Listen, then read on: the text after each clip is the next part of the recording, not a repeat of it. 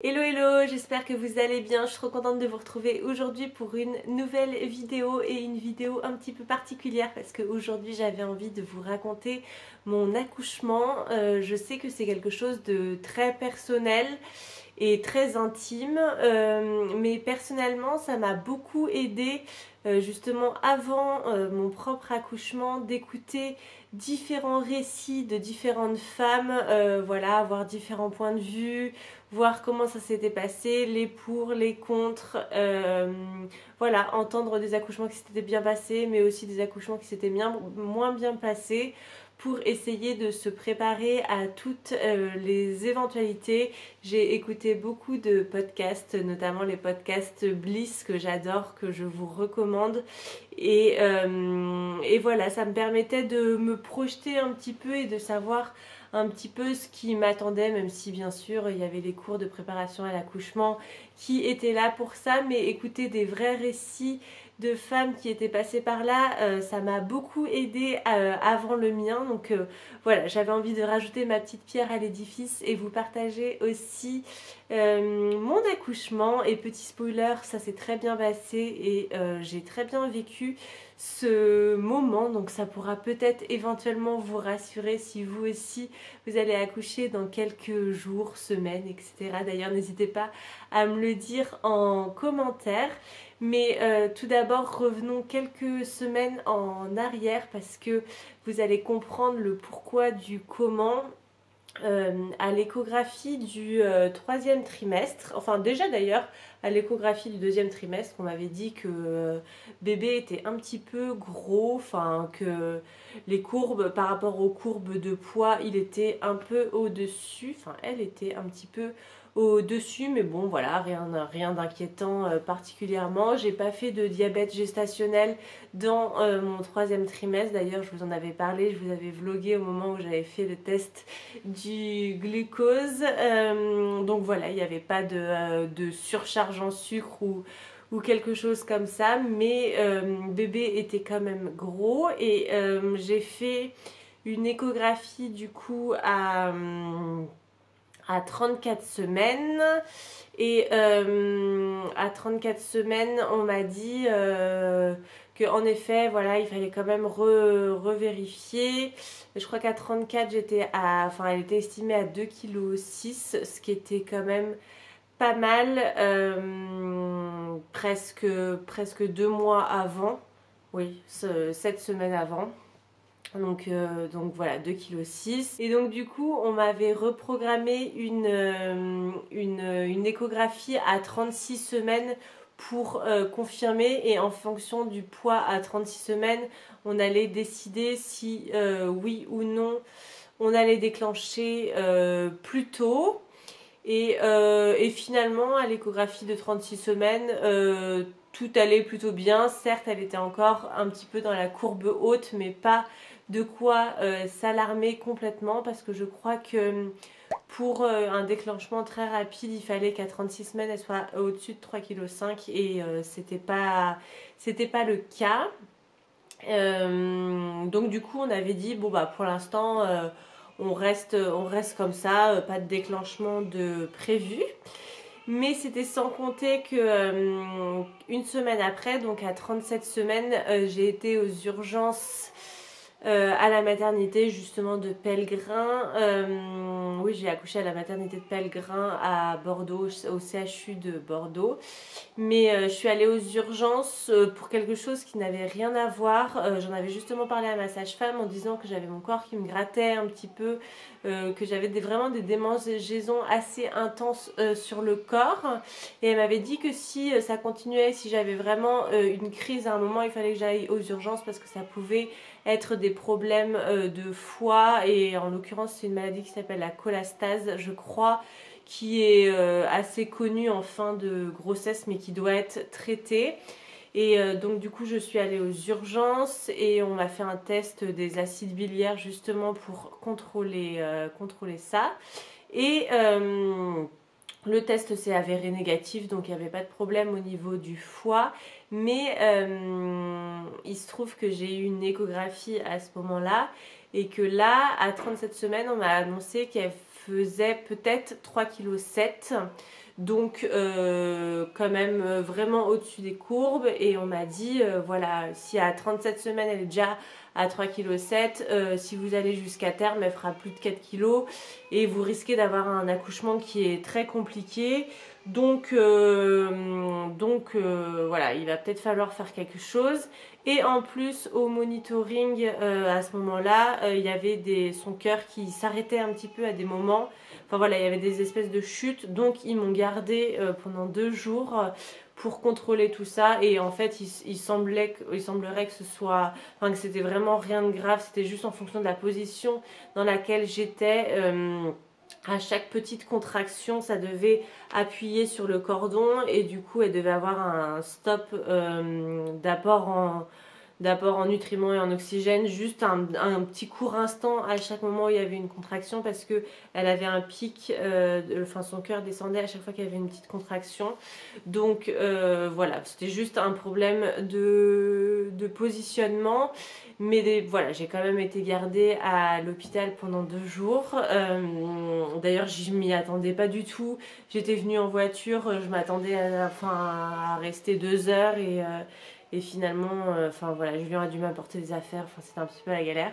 Mais voilà, et au moment de repartir, il y a la gynéco qui arrive et qui me dit bon bah au vu de vos examens, on va vous déclencher dans une semaine. Et là j'étais ok, je m'y attendais pas forcément. Enfin, si, avec le poids du bébé, on en avait parlé, mais là, c'était un petit peu un choc. Bon, bah, dans 5 jours, vous allez être déclenché, c'est bon. Donc voilà, j'avais une date pour le déclenchement, c'était le 4 novembre, donc pile poil le jour de mes 38 semaines. Donc voilà, le bébé était plus prématuré, il n'y avait plus de problème là-dessus parce que ça faisait exactement 3 semaines avant le terme. Et du coup, je suis rentrée chez moi en sachant que j'allais être déclenchée, en sachant que j'avais une date. Et il faut savoir que pendant toute ma grossesse, j'ai jamais eu peur de l'accouchement en tant que tel parce que de toute façon, je me disais, voilà, il faut bien qu'elle sorte. Et ouais, je sais pas, je suis pas particulièrement douillette, donc j'avais pas vraiment peur d'avoir mal, mais j'avais quand même envie de vivre un petit peu le vrai accouchement entre guillemets, c'est-à-dire la perte des os, le fait d'aller à la maternité en pleine nuit, enfin voilà, j'avais un petit peu envie de vivre ce truc-là. Donc le fait qu'on m'annonce que je sois déclenchée, ça a été un petit peu, au début j'étais mince, j'aurais préféré que ça se fasse de façon naturelle. Et finalement, j'étais assez contente d'avoir une date, c'était pratique, ça avait le côté pratique de, voilà, la veille, on prépare la valise, enfin la valise était déjà prête, mais on met la valise dans l'entrée, on sait qu'on va partir le lendemain matin à telle heure. C'était assez réconfortant finalement. Et du coup, c'était aussi pratique pour Julien parce que au niveau du travail, bah voilà, il a pu prévenir que le jeudi et le vendredi, il serait pas au travail parce que on allait être, enfin que voilà, j'allais accoucher. Donc finalement, ça avait un côté pratique et pour l'organisation, c'était très bien. Et du coup, le jeudi matin, on arrive à l'hôpital, on est convoqué à 8h30 pour le déclenchement. Alors déjà, on arrive, le temps de faire tous les papiers, le temps d'être reçu, voilà, ça prend un petit peu de temps. Je suis installée en salle de naissance tout de suite. Et donc là, j'ai un premier examen gynécologique. Donc, on voit que mon col n'est pas du tout ouvert, malgré mes nombreux squats, montées d'escalier, tout ça. Juste avant, j'avais essayé de faire tout ce que je pouvais pour essayer de faire travailler mon col au maximum et que le déclenchement puisse avoir lieu assez rapidement.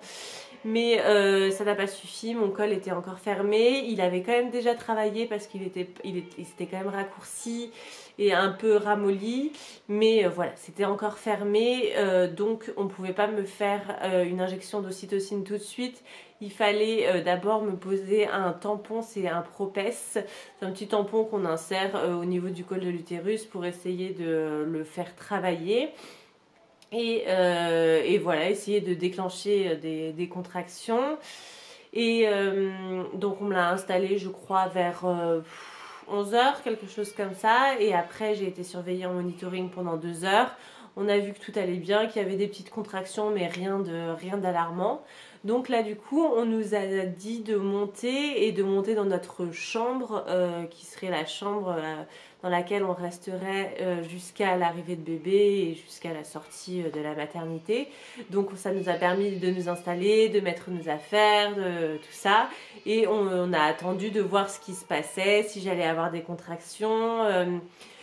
Enfin voilà. Et puis 24 heures après, on devait, si rien ne s'était passé, voir si on mettait un deuxième propès ou si mon col avait bien travaillé, si on pouvait déclencher l'ocytocine.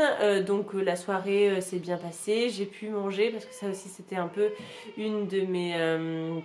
une de mes angoisses, c'est qu'on m'avait dit, bah, une fois que tu es en travail, tu peux pas manger pendant tout un temps.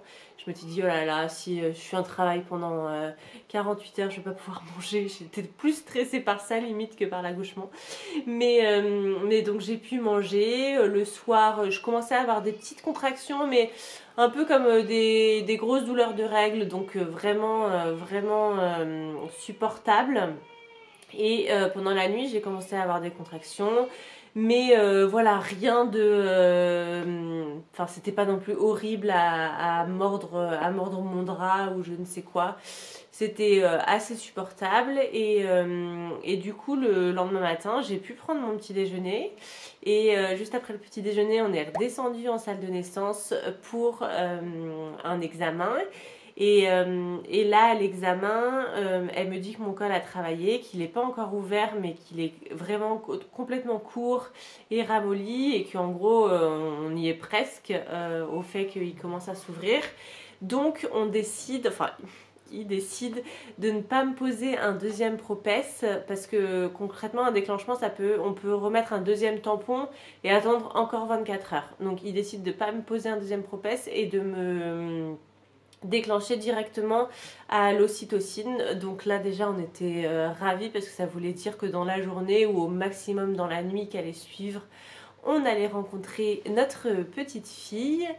Et du coup, avant de me poser, avant de me commencer à m'injecter l'ocytocine qui allait me déclencher des contractions artificielles qui semble-t-il soient très intenses, on m'a posé la péridurale avant même que j'ai des contractions artificielles. Donc franchement, c'était assez grand luxe. Sachant que moi, je voulais la péridurale dans tous les cas. Et donc la péridurale, ça s'est très bien passé. On a comment on appelle ça, une anesthésie locale juste avant. J'ai juste eu l'impression que j'avais des petits coups d'électricité un petit peu dans tout le corps. Il faut vraiment pas bouger. Bon, j'étais un peu angoissée, j'avais les mains moites, mais plus par appréhension que par douleur. Et voilà, ne surtout pas bouger parce que voilà, faut pas qu'il se loupe et faut qu'il touche au bon endroit. Mais voilà, la péridurale s'est très bien passée. Et du coup, au bout de 20 minutes, c'est très étrange par contre, parce qu'on commence à ne plus sentir en dessous les seins jusqu'aux cuisses à peu près. Vraiment, on sent plus rien du tout. Donc du coup, on m'a aussi posé une sonde urinaire parce que je sentais plus si j'avais envie d'aller aux toilettes ou pas. Enfin voilà, c'est assez étrange comme sensation, mais c'était pas particulièrement gênant. Le seul truc, c'est que du coup, j'étais beaucoup moins mobile. Voilà, j'avais la péridurale qui était bien accrochée, la sonde urinaire. Enfin voilà, j'étais pas partie à faire une balade dans l'hôpital après. C'était vraiment, j'étais allongée sur mon lit d'hôpital et j'ai clairement pas bougé de la journée. Enfin voilà, j'ai pu me bouger un petit peu de chaque côté, mais j'étais clairement pas mobile. Et c'est marrant parce que la sage-femme m'avait justement dit, c'est bien à partir du moment où vous avez la péridurale de bouger pour essayer de faire de faire travailler le col, mais clairement j'étais un peu, j'avais le cathéter ici, la péridurale dans le dos, la sonde urinaire. Autant vous dire que voilà, j'ai clairement pas bougé de mon lit d'hôpital. Et du coup avec Julien on a regardé des séries à ce moment là, on a essayé de s'occuper au maximum. Lui il a pu manger le midi, pas moi. Mais franchement, ça allait, enfin, j'étais pas affamée. Les contractions, je les sentais, mais pas, j'avais pas mal. Enfin, j'avais la sensation, mais sans avoir le côté mal, donc c'était assez confortable. Et donc du coup, toutes les heures, j'avais la sage-femme qui venait pour contrôler mon col. Au bout d'une heure, je crois, j'étais à 1. Après, une heure après, j'étais à 2. Enfin voilà, j'ai commencé à augmenter comme ça au début. Après, je suis passée à 3 et je me suis dit, oh là là, c'est pas mal. Si j'augmente de 1 par heure, c'est très bien. Mais au bout de 3, je me suis arrêtée. Donc là, il était peut-être 15 heures. Et entre 15 heures et 17 heures, ça a quasiment pas bougé. Donc là, elle a un petit peu augmenté la dose d'ocytocine. Et vers 17h30, j'ai commencé à avoir des douleurs dans le bas du dos et dans les fesses. Mais vraiment des douleurs assez intenses alors que j'avais la péridurale. Donc là, du coup, je les ai appelés. On a fait venir l'anesthésiste. On a pensé que la péridurale ne marchait plus trop. Enfin, on a fait des tests. Ils m'ont amené des blocs de glace. Ils m'ont demandé si je sentais à différents endroits. Je ne sentais vraiment pas.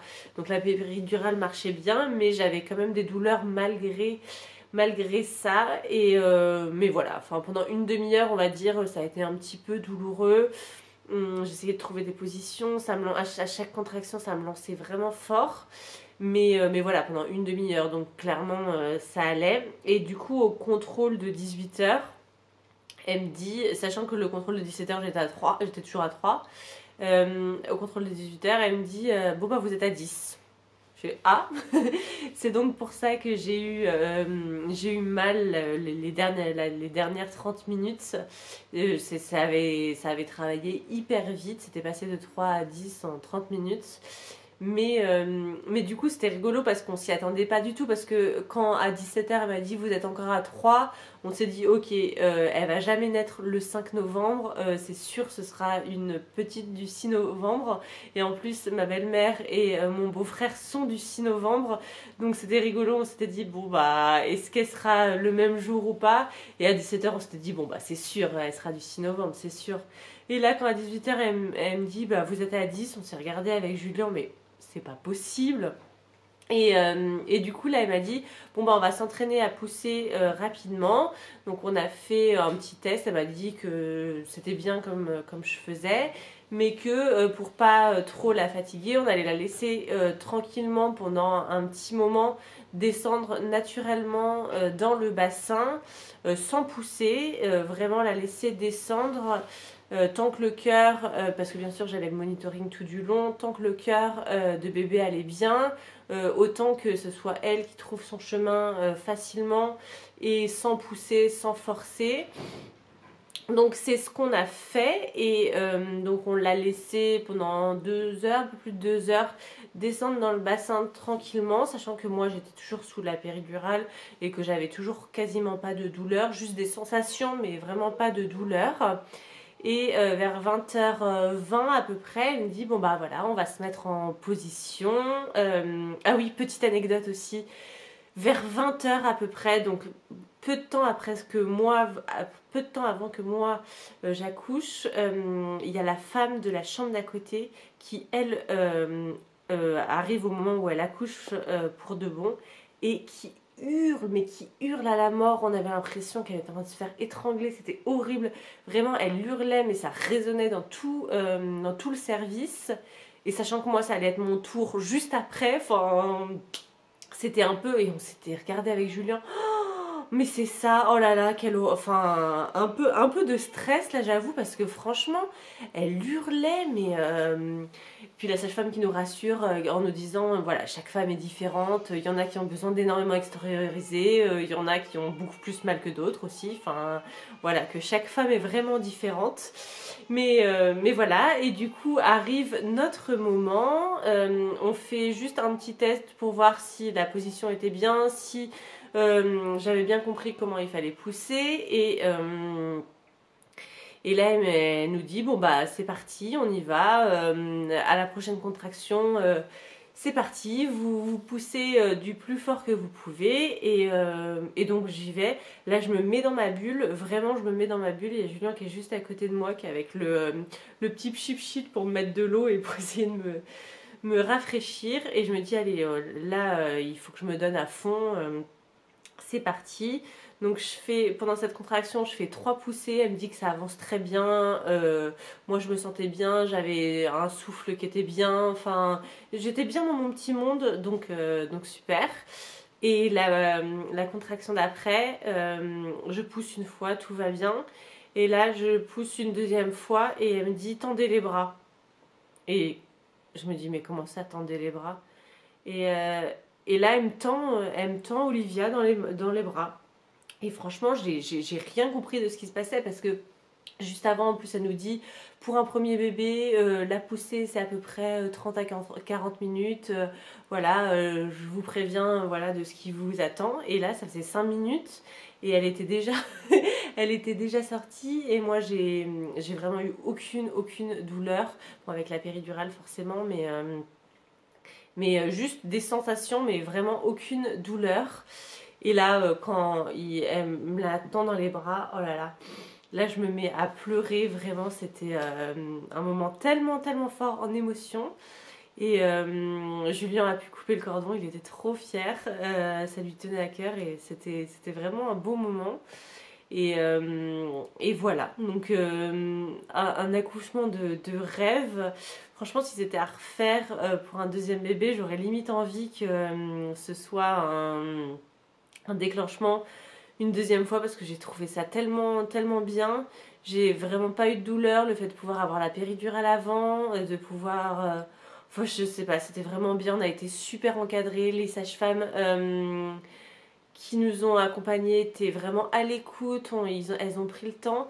Le seul truc qui était un peu dommage, entre guillemets, c'est que la personne qui nous a suivi, la sage-femme qui nous a suivi toute la journée, vu qu'on a accouché à 20h46, elle est partie à 20h. Donc voilà, elle nous aura suivi toute la journée, mais elle n'aura pas vécu l'accouchement. Mais la sage-femme qui nous a accouché, d'ailleurs, qui s'appelait Violette, je trouvais ça trop mignon comme prénom, était super aussi. Enfin, vraiment, on est tombé sur un personnel aux petits soins, vraiment à l'écoute, donc c'était super.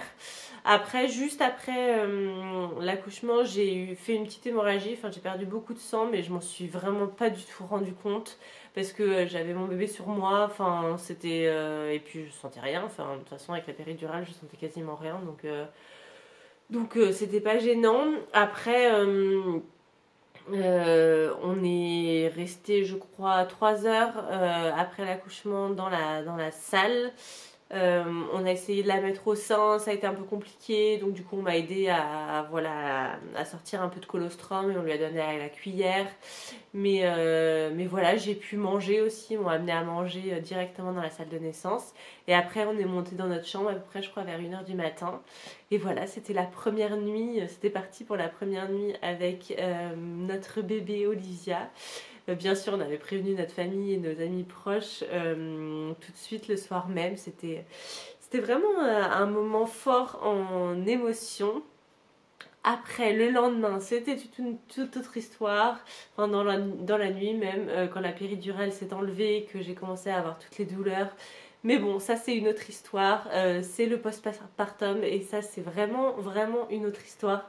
Clairement, si je devais faire un classement de ce qui a été le plus dur entre la grossesse, l'accouchement et le postpartum le plus dur, mais vraiment de loin, après la grossesse et l'accouchement en dernier. Bon, j'ai eu de la chance parce que j'ai trouvé que l'accouchement était facile, entre guillemets, parce que j'ai pas eu de douleur, parce que la poussée a été très rapide, mais j'avoue que le retour à la réalité après est un peu plus dur. Enfin voilà, le corps, il a quand même subi un sacré choc. Et en plus, voilà, avec l'anesthésie qui s'en va, ça a été un petit peu difficile. Mais franchement, quand on a son bébé dans les bras, on oublie un petit peu tout. Et c'est vrai que ce qui est impressionnant aussi, c'est qu'on oublie vite parce que j'ai trouvé ça vraiment les 2 premiers jours tellement difficiles physiquement. Et là, ça fait un mois et j'ai presque l'impression que bon bah c'était pas si pire que ça. Enfin c'est marrant quand on oublie vraiment vite ce genre de choses. Mais si ça vous intéresse, je vous parlerai d'ailleurs plus en détail du postpartum parce que je trouve qu'on n'en parle pas assez et ça a été un sacré mois qu'on vient de vivre. Mais voilà, du coup, pour le récit de mon accouchement, je sais pas, j'ai l'impression que j'ai parlé pendant super longtemps. J'espère que c'était quand même assez agréable à écouter. N'hésitez pas si vous avez la moindre question, de toute façon, je me ferai un plaisir de vous répondre. Mais voilà, je vous fais plein de gros bisous et je vous dis à très vite pour une prochaine vidéo. Bye bye!